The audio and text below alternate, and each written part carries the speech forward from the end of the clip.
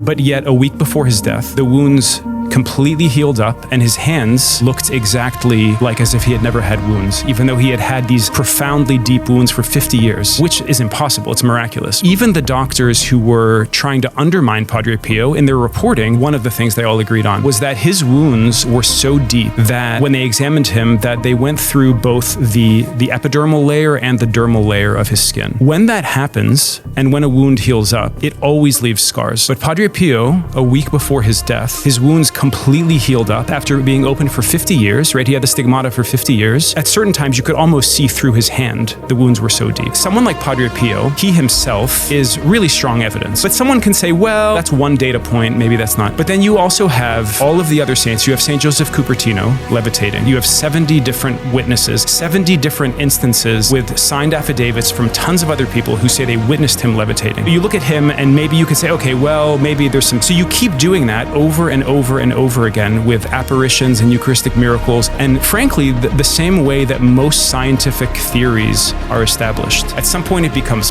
possible, then plausible, and eventually it becomes, okay, this is more certain than not. If you, again, look at the evidence within the Catholic faith with an open mind and heart, you see that God has given us such an enormous wealth of evidence. It seems very clear. There's nothing like this anywhere else in the world.